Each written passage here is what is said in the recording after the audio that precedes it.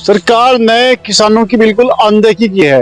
Budget बिल्कुल zero है। किसानों को इस बजट से कोई फायदा होने वाला नहीं है। सरकार ने केवल ये काम करा है कि भाई बजट के पैसे बढ़ा दिए। ये जो अभी किसान सम्मान निधि है, 50% किसानों को किसान सम्मान निधि नहीं मिल रही। ये तो जो है बेकार में किसान का पागल बनाने वाला बजट है। ये बजट बिल्कुल हवा हवाई है। इससे 40% लोगों को मिल रही, नहीं तो 60% लोगों को किसान निधि नहीं मिल रही। ठीक है जी। और कागज लिए फिर जा काश्तकार, उन्हें कोई रास्ता भी नहीं मिलता। दोस्तों 2023 का बजट जारी हो चुका है और निर्मला सीतारमण ने कई योजनाओं की घोषणा भी कर दी है। ऐसे में किसानों की बात की जाए तो किसानों को फिर से किसान समृद्धि योजना के तहत जो 2-2 हजार रुपए मिल रहे थे, उसमें फिर से सरकार ने अच्छे खासा पैसा डाला है। ऐसे में कहीं ना कहीं किसान पिछले 5 सालों की बात की जाए या 2014 के बाद की बात की जाए या भारतीय जनता पार्टी के शासन की बात की जाए, किसान कहते हैं कि हम परेशान हैं। कहीं ना कहीं गन्ने का पेमेंट समय पे नहीं हो रहा है, एमएसपी गारंटी कानून नहीं बन रहा है और कहीं ना कहीं जिस तरीके से महंगाई बढ़ रही है, फसलों के दाम उस तरीके से नहीं बढ़ रहे। इसी पर बातचीत करने के लिए भारतीय किसान यूनियन पथिक के अध्यक्ष नीरज चौधरी जी हमारे साथ मौजूद हैं और राजा सैनी जी इस संगठन के पदाधिकारी हैं, वो भी हमारे साथ मौजूद हैं। पहले तो नीरज चौधरी जी बहुत बहुत स्वागत है आपका हमारा हिंदुस्तान पर। आपका बहुत बहुत धन्यवाद। पहले तो मुझे ये बताइए, जो बजट आया है आपने देखा होगा, सुना भी होगा और न्यूज भी देखी होंगी, क्या लगा आपको किसानों के लिए? इसमें ऐसा क्या दिया है सरकार ने, किसानों पर क्या ध्यान रखा है? सरकार ने किसानों की बिल्कुल अनदेखी की है। बजट बिल्कुल जीरो है। किसानों को इस बजट से कोई फायदा होने वाला नहीं है। सरकार ने केवल ये काम करा है कि भाई बजट के पैसे बढ़ा दिए। किसान क्रेडिट कार्ड के 20,000 करोड़ रुपए कहता है। किसान को इससे क्या फायदा होने वाला है? किसान को तो इससे नुकसान है। किसान को अगर ब्याज फ्री मुफ्त मिलता तो उसका फायदा होता।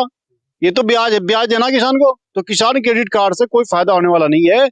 किसानों को उम्मीद ये थी एमएसपी लागू होगी, लिखित में कानून बनेगा। ऐसी कोई योजना जो वित्त मंत्री ने नहीं करी। तीसरा, ये जो अभी किसान सम्मान निधि है, 50% किसानों को किसान सम्मान निधि नहीं मिल रही। ये तो जो है बेकार में किसान का पागल बनाने वाला बजट है। ये बजट बिल्कुल हवा हवाई है। इससे किसान को कोई फायदा होने वाला नहीं है।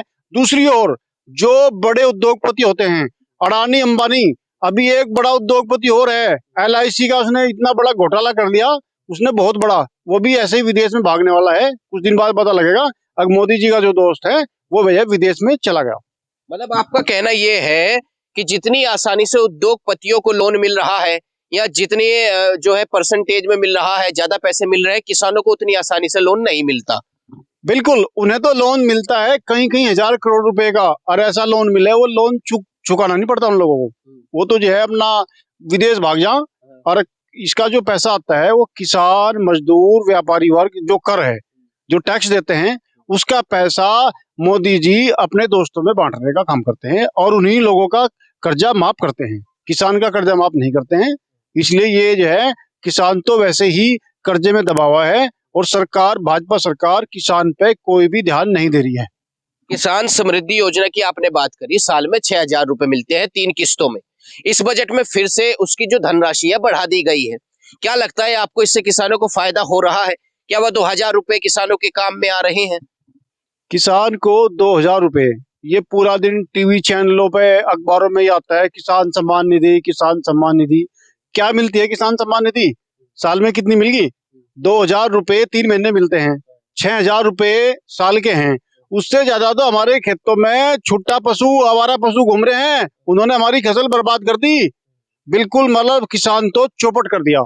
तो इससे हमें कोई फायदा होने वाला नहीं है। हम तो यही मांग कर रहे हैं केंद्र सरकार से, ये जो आवारा पशु हैं इनकी रोकथाम करो, इन्हें गौशाला में कहीं भी लेके जाओ, जब तो हमें फायदा होने वाला है किसान को।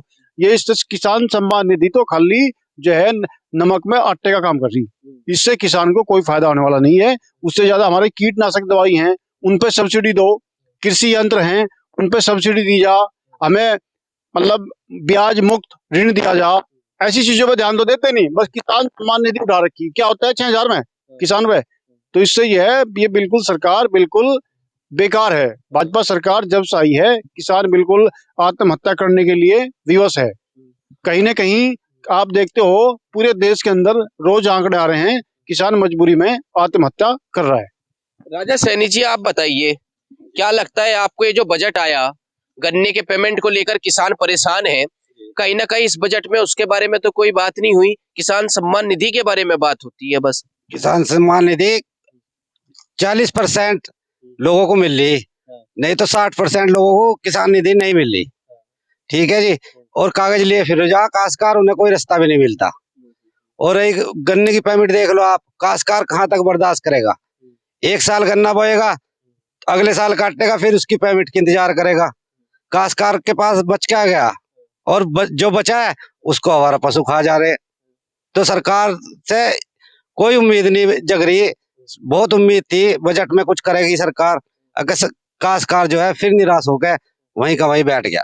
तो जैसे चुनाव आने वाले हैं, 2024 में चुनाव भी नजदीक है, ऐसे में किसान किस पार्टी पे भरोसा करे? भाई कांग्रेस पे भरोसा करे, भाजपा पे भरोसा करे, कहाँ जाएगा किसान? किसान तो खुद परेशान है जी। किसान तो दूसरा अपना कुछ ना कुछ अपनाएगा ही, जो किसानों के लिए करेगा किसान उसी को वोट देगा। अब की बार हर बार की तरह बका के नहीं वोट देगा काश्तकार की बार। किसान बहुत परेशान है।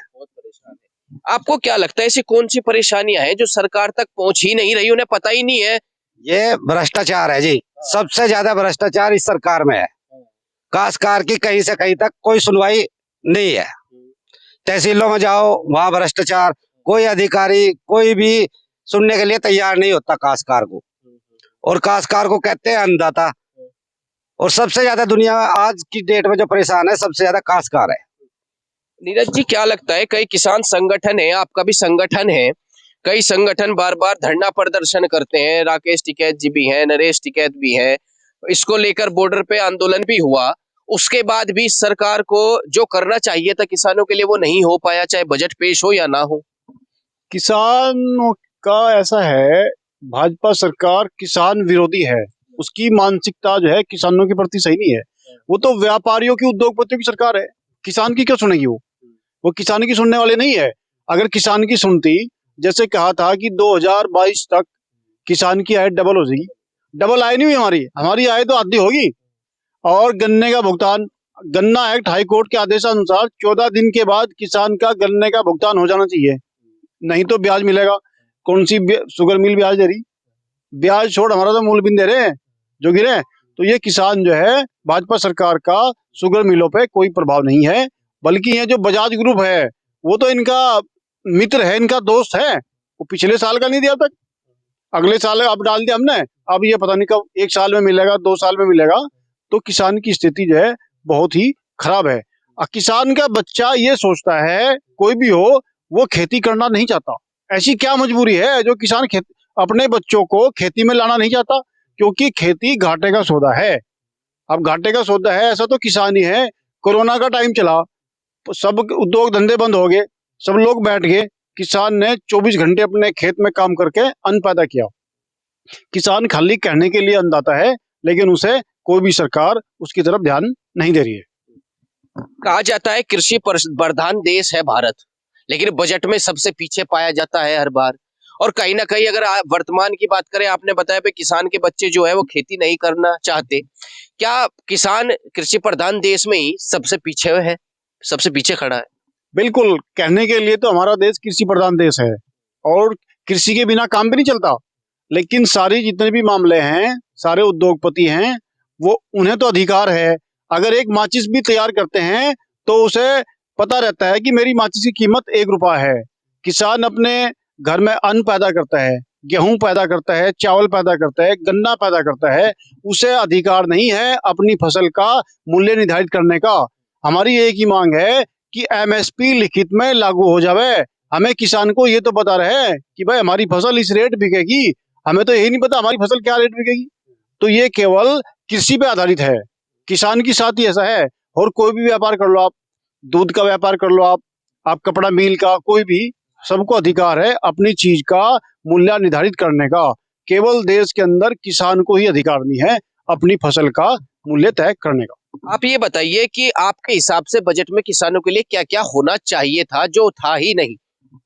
बजट में एक तो सरकार ने किसानों को ब्याज मुक्त ऋण देना चाहिए था। दूसरा, हमारी एमएसपी लिखित में कानून बनना चाहिए था। तीसरा, वृद्धा पेंशन 60 वर्ष के बाद किसान और मजदूर को वृद्धा पेंशन 5,000 रुपए प्रति माह होनी चाहिए थी, हमारी बिजली फ्री होनी चाहिए थी।